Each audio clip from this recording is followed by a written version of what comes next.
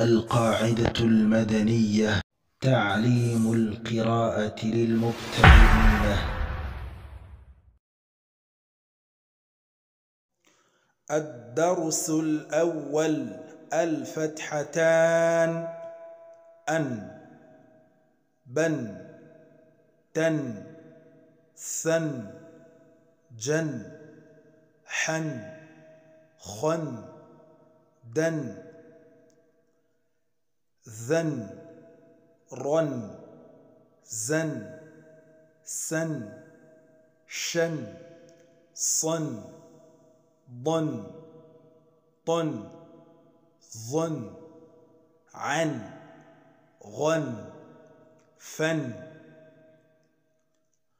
قن، كن، لن، من، نن، هن، ون، ين.